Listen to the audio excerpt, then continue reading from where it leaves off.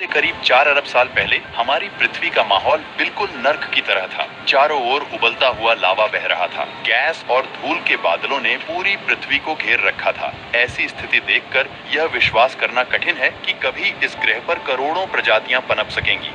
वैज्ञानिकों का मानना है कि इन्हीं विपरीत परिस्थितियों में पृथ्वी पर पहली बार जीवन का अंकुर फूटा। यह सवाल आज भी बना हुआ है कि जीवन का पहला बीज पृथ्वी पर कैसे आया। वैज्ञानिक इस विषय पर अलग अलग थ्योरीज देते हैं। कुछ का मानना है कि जीवन का पहला बीज किसी उल्का पिंड के साथ अंतरिक्ष से पृथ्वी पर आया, जबकि अन्य का मानना है कि जीवन के प्रारंभिक तत्व पृथ्वी पर पानी में उपस्थित कुछ रसायनों के मिलन से स्वतः उत्पन्न हुए।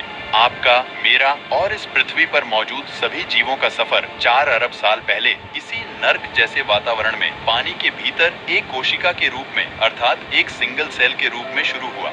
यह जो आप सेल देख रहे हैं, यही हमारा पूर्वज है और पृथ्वी पर जीवन का सबसे पहला बीज 4 अरब साल पहले इसी सेल ने जीवन की नींव रखी थी। आज हम जिस रूप में हैं, उस यात्रा की शुरुआत इसी सेल के अंदर डीएनए के रूप में छिपे कुछ कोड्स और सूचनाओं के साथ हुई थी। इस सेल में मौजूद जीन इंफॉर्मेशन को बाहर भेजने में सक्षम थे। लगभग 50 करोड़ साल तक पृथ्वी पर जीवन सिंगल सेल के रूप में ही बना रहा। फिर 50 करोड़ साल बाद जीवन ने एक नया मोड़ लिया।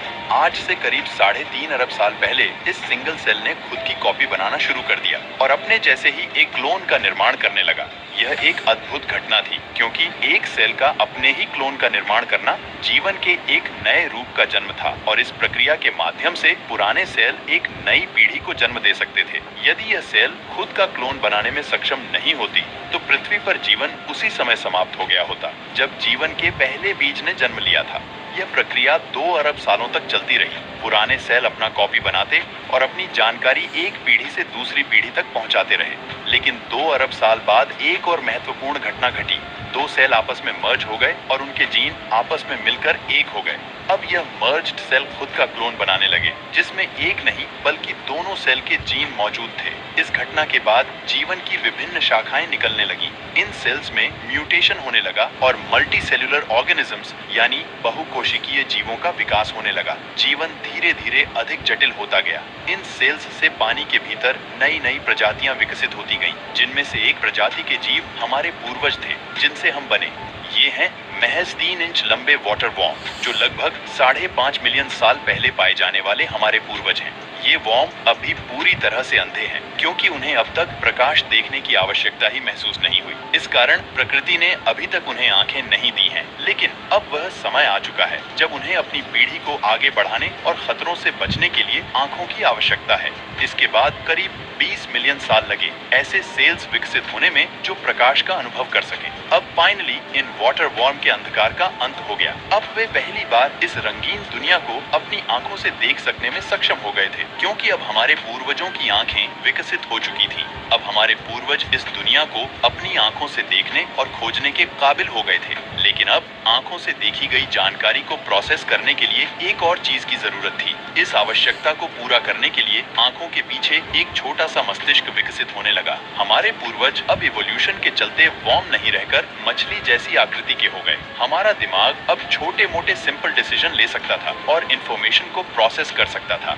जैसा कि मैंने पहले बताया था, सेल्स में म्यूटेशन के कारण कई तरह की प्रजातियां विकसित हो गईं, जिनमें से कुछ खतरनाक भी थी। हमें अब इन खतरनाक प्रजातियों से खतरा था। अगर हमें नेचुरल सिलेक्शन का हिस्सा बनकर जीवित रहना है, तो हमें इन खतरनाक जीवों से बचना होगा और एवोल्यूशन ने अपना काम किया।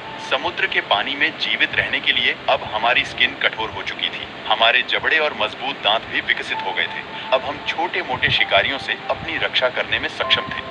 आज से 375 मिलियन साल पहले हम एक कवच युक्त मछली बन चुके थे। हमारी लंबाई लगभग 1 फुट थी और हमारा भोजन छोटी छोटी मछलियां थी।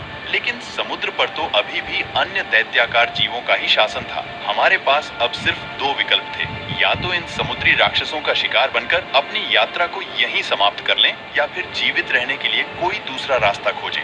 और हमने चुना उथले पानी का रास्ता। उथले पानी में समुद्री दैत्य नहीं आ सकते थे, लेकिन यहाँ पर भी एक चुनौती थी, ऑक्सीजन की कमी।